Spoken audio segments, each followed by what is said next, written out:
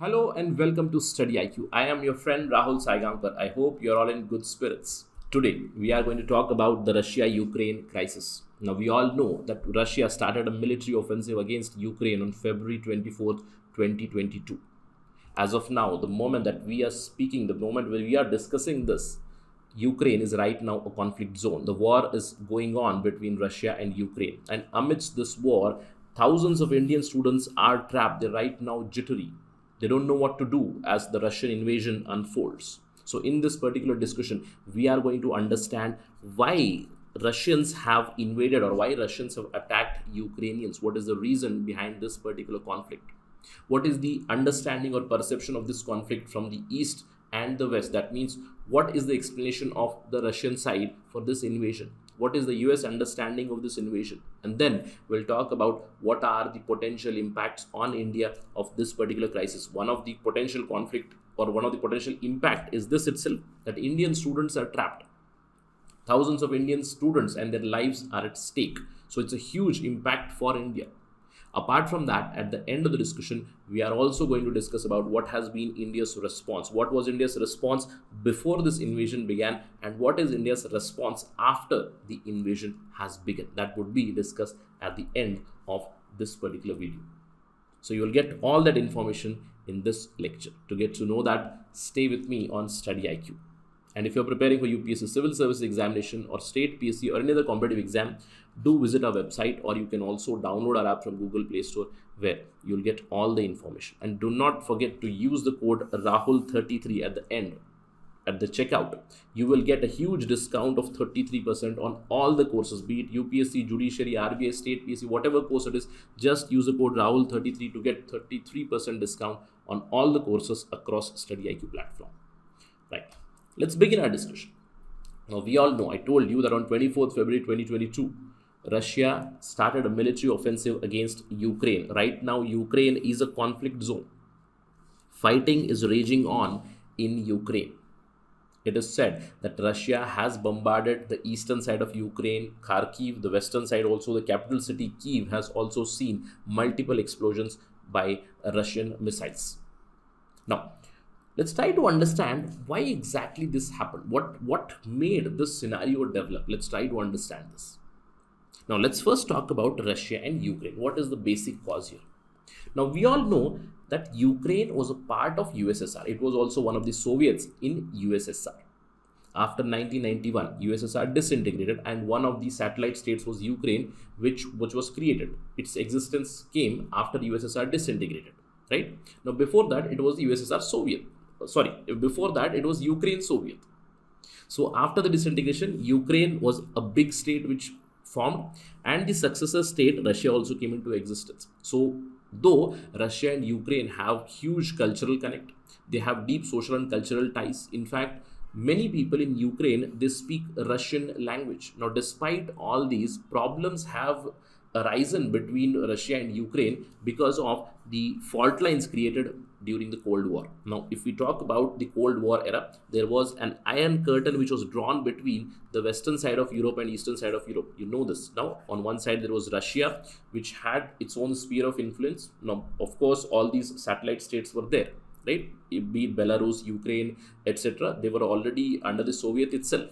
But there were many over which Russia had control. For example, there was Poland, Czechoslovakia, Hungary. All these were also the spheres of influence of the Russians. But by the end of the Cold War, since 1991, slowly and steadily, the Europeans, or I would say the Western Bloc, is trying to extend its influence towards the East, towards the Eastern Europe. Most of the erstwhile spheres of influence of Russia, they have already gone towards the West. They are a part of NATO, North Atlantic Treaty Organization. Ukraine is one which is still not a part of NATO. So the entire issue here, it begins with this West versus East conflict. The Western expansion towards East has now aggravated Russia, which has gone for an invasion. In fact, if we talk about the beginning of the 21st century, right from the time when Putin had become president, from 2000, Putin is the president of Russia, barring a 4-year period from 2008 to 2012 when he was the prime minister. Right from that time, he has been aggressive. His foreign policy has been aggressive. We can see examples of 2008 where Russia invaded Georgia. They acquired Abkhazia and South Ossetia from Georgia. And in 2014, they earlier invaded Ukraine to get this area of Crimea. Now, Crimea was a region which gave them access to this Black Sea. So their maritime security was threatened, because of which they attacked Ukraine in 2014 and they annexed it. Now, right from 2014, there is a problem going on between Russia and Ukraine. Why did 2014 conflict happen?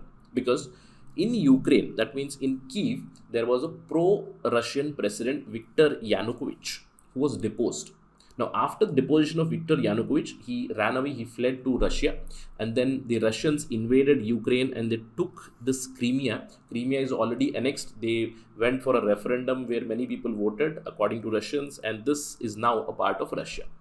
But during the 2014 crisis itself, conflict, the two eastern regions of Donetsk and Luhansk, this region is called Donbas region. Now here, the pro-Russian people, they captured large areas in Ukraine. And since 2014, there is a tussle going on between the administration in Ukraine and this eastern part. And to this eastern part, Russia has been supporting military and other arms and ammunitions, diplomatic support, etc. Continuously, the tussle is going on.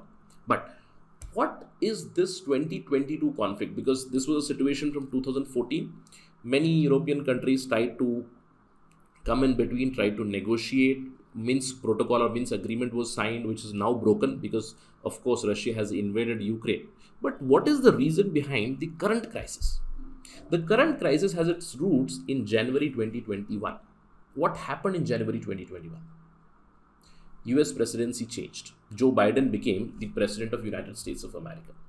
Now, at that time, in January 2021, the current Ukrainian president, Volodymyr Zelensky, he requested the president of United States of America to make Ukraine a part of NATO, North Atlantic Treaty Organization.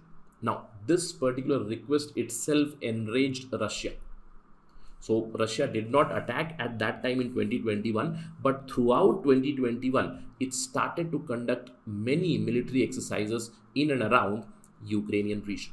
Now, throughout spring 2021, autumn 2021, they increased their military presence. Now, you can see this is the January 2022 status where Russia had military mobilization like a horseshoe shape, where from three sides, from the northern side, from the eastern side, from the southern side, Russia had mobilized their troops. More than 1 lakh Russian troops are now manning the Ukraine border as of January 2022. Now, this was the situation. Now, Putin was enraged because of this. Putin had demanded a few things. He has been watching the NATO right from 30 years, I would say right from 1991. Putin is a former KGB officer, so his mindset, his psyche is not that of a core diplomat. I would say it is more of a fighter, right? So right from the time he has become president, Russia has become more aggressive and more assertive. It was quite understandable also. What aggravated Putin was the NATO's continuous eastward expansion right from 1990s. You can see here the NATO has reached Estonia, Latvia, Lithuania, Poland, Romania, which is basically towards the western side, or which is towards the border of Russia itself. And now they were trying to expand into Ukraine because the Ukrainian president demanded that Ukraine be made a NATO ally or a NATO partner. This enraged Russia. So Russia first of all mobilized, then they threatened that they are going to attack Ukraine, and they asked for certain demands. The demands were basically simple, that NATO should not expand towards this particular site. Ukraine should not become a sphere of influence of the West. You can see the NATO expansion in Poland, Lithuania, Estonia, Latvia. Huge troops are already there. Missile systems are already there. Russians also demanded that there would be no strike weapons near the Russian border here in Estonia, Latvia, Lithuania. Wherever there are strike missiles, they have to be removed. Apart from that, Putin also asked for a rollback of all the NATO infrastructure in Europe to 1997 level. So these were the demands. Apart from that, Putin also demanded that the Western Bloc, I would say here United States, which is the leader of NATO, he demanded that there should be a legally binding guarantee that NATO will not hold any military activity in Eastern Europe and in Ukraine. Ukraine will not become a member of NATO. There were intense parlays, hectic negotiations that went on for almost couple of months. I can say December 2021, January 2022. The demands were put forward in front of the Western Bloc. They did not accept. When the negotiation failed, eventually the Russian president, he signed a decree declaring Donetsk and Luhansk as independent republics. Now you can see the map here. These are the regions of Donetsk and Luhansk, and probably what is the game plan of Putin is that he wants to create a buffer area between Ukraine and Russia, that is Donetsk and Luhansk. Eventually he does not want Ukraine to be part of NATO. So first he declares Donetsk and Luhansk as independent republics, and then the very next day, he launches a military offensive to liberate the Donbas region, that is, liberate Donetsk and Luhansk. Now, if you have seen his TV address to the Russians, he says that this is not an invasion of Ukraine. He says that it is a military action to liberate the areas which have undergone atrocities from the Kiev administration, from the Nazis. That was a term used by Russian President Vladimir Putin. So Russia has now started a military offensive. And what is the perception? The United States observes that Putin wants to re-establish his former Soviet Union, and US has imposed heavy sanctions on Russia and many of the Russian companies, Russian banks, etc. So there have been sanctions which have been already imposed. But the Russians say that it is not an attack, but it is a military action which they are resorting to. And as of now, intense fighting is going on. And let me tell you, fighting is going on between only two parties, Russia and Ukraine. So it's basically fight between Russia versus Ukraine. Military conflict going on. Why? Because Ukraine is right now not a partner of NATO. It is not a member of NATO. So NATO is not obliged, because they did not join, NATO is not obliged to help them. So NATO forces have said that they are not going to involve themselves in Ukraine. The Americans, USA has said that it is not going to send its soldiers to Ukraine for its support. So Ukraine is now left alone. Right now Ukraine is alone. Ukraine is fighting. Russians have attacked many cities in Ukraine, not just the eastern side but the western sides also. Ukrainians have retaliated. The Ukrainian president Volodymyr Zelensky, he has announced the martial rule in Ukraine. He has called out, he has requested the citizens that if anybody wants to fight, they will be given weapons. That was a request from Ukraine.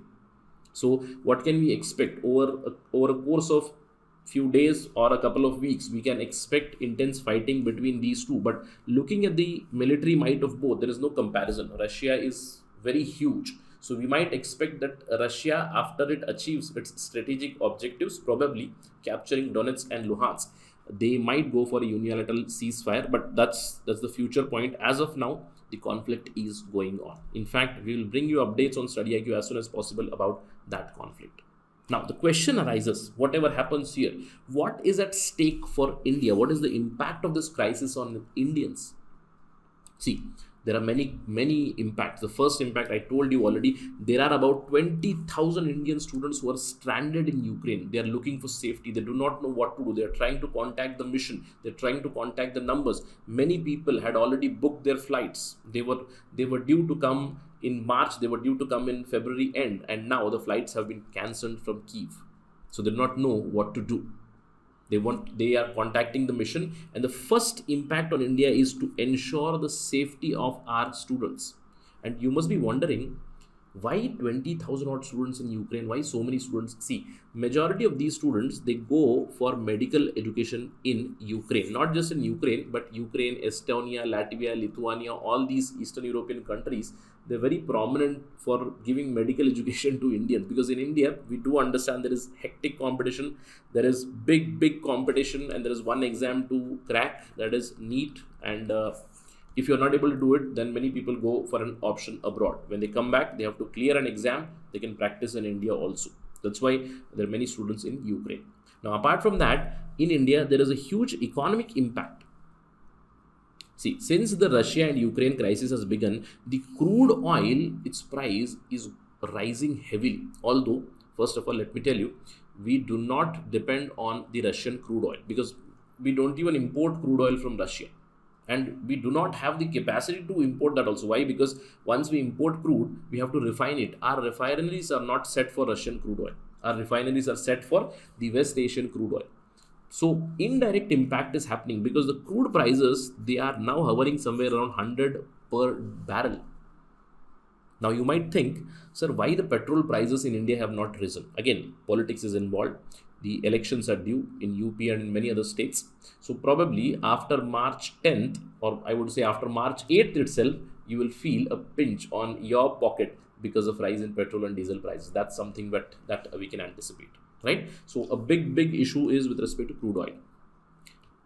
Another economic problem is the stock market crash in India. Now, as soon as the invasion happened, in Indian stock market, it tanked about 1600 points. Although the very next day, it's improved slightly, but these are volatile times in Indian stock market. People have been getting back their liquidity. Whatever was pumped in Indian market, they simply want to take it out right now because nobody knows what is the future. Everybody is talking about a possible World War III. Will it happen or not? We'll wait and watch. But right now, there are a lot of economic impacts on India. But the big problem for India is the geopolitical impact. If you look at the parties, on one side there is Russia, on one side there is USA. Both these parties are very good friends of India. Russia has been a friend. Yes, there is a lot of nostalgia in India whenever we talk about Russia because we have been Russia's friend since 1971. But since last 1 decade or so, we have also swayed towards USA. So both of these are our partners. They both are strategic partners. So India has to tread a very fine line. Now it is trying to do it. India has not given any statement on Russia or Ukraine. USA, although it stands for Ukraine, but USA also has said they are not going to send troops in Ukraine. Although USA has promised that they're going to send 6,000 troops in Germany, but nobody knows why they are doing it. Maybe to strengthen NATO, but they have said that we are not going to send foot soldiers to Ukraine. So big challenge for India is how to balance this, because if we abandon Russia, then there is a big possibility of a Russia, China and Pakistan axis, which is slowly and steadily evolving. It might be strengthened if India let goes or India abandons Russia. That's a problem. So India has a very fine test going in future of how India votes at UNSC also, because at United Nations Security Council, United Nations General Assembly, India has to vote. How it will vote, it will be observed by these partners. There is also a security threat. Again, this is a hypothetical threat, but nonetheless, history teaches us something. The worst impact on India could be the escalation of India-China issue. China might take this as an opportunity and act aggressively. Already China is acting aggressively over Taiwan. If you have seen the news reports in recent times, after the invasion, dozens of Chinese fighter aircrafts have violated the airspace of the Taiwanese. So they might take this opportunity to attack India also. You might think this is not right. This is just hysteria. But history tells us something. See, what happened in 1962, I hope you all remember. In 1962, we lost a war to China. In October 1962, China seized an opportunity to attack India, and within 31 days, it brought India to knees. We know that. What happened in 1962? A similar kind of incident happened when the focus of the entire world shifted to one place, and that was Cuba. Because in 1962 October, Cuban missile crisis occurred. The entire world was busy for 2 weeks, mid-October, and that at that time itself, the Chinese attacked India. So there is a possibility of this also happening. So these are some potential impacts on India. But what has been India's response to all this development? How is India treading a fine line? See, you can see India's response before the invasion. Just look at the date here, 31st of January 2022. India abstained from the Ukraine vote in the United Nations Security Council. India called for protecting legitimate security interests of all the countries. Note this, when India abstained, now this was a clear-cut indication towards Russia. We did not call out Russia for its violence, although Russia was mobilizing a lot of forces across the Ukrainian border, but India abstained. But the question is, what will India do now? Now that Russia has already gone for a military action, which many security experts did not anticipate that Russia would take such a step. Russia was probably going for some sort of a brinkmanship to get concessions from the Western Bloc. But this was not brinkmanship. This is a step ahead where Russia has gone for a military offensive. What will India do next? There will be keen eye on everybody. Now, what is India's response? Now, after the invasion started, there was a phone call between Prime Minister Narendra Modi and Russian President Vladimir Putin. And from Indian side, India has simply reiterated their stand, which has been there. Russia and NATO should sit and should go for a sincere dialogue. There has to be immediate cessation of violence. Again, you can see here that Modi did not support Putin directly. He simply called that there has to be dialogue and deliberation between NATO and the Russians so that there is a cessation of violence. And he also spoke about the safety of Indian citizens in Ukraine, especially the students, that they would be provided a safe exit and they would return to India safely. So that has been the initial response.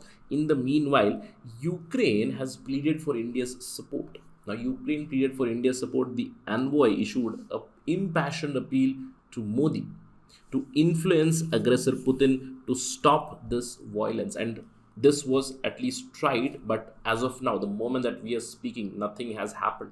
The violence is going on. The war is going on right now between Russia and Ukraine. What will happen next? Nobody knows. We'll keep you updated on that. But this is the story till now.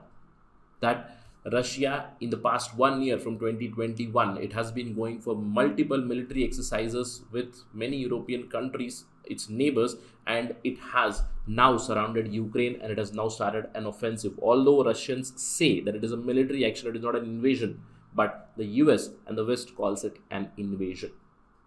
So there is still scope of dialogue and negotiations once the ceasefire is called. What will happen we'll know, but as of now, the Western Bloc has imposed huge sanctions on Russians. The Europeans have imposed sanctions. Germans have imposed sanctions. Germans have called off the Nord Stream 2. UK has imposed sanctions. USA has also imposed sanctions. So right now, Russia is fighting militarily. The Western Bloc is fighting through sanctions. It is Ukraine which is caught in this crossfire. Till what time Ukraine will fight? That is the question in front of everybody. And whenever an update comes on this, we'll discuss again on Study IQ. But that is it right now in this discussion. Thank you for watching this. Jai Hind.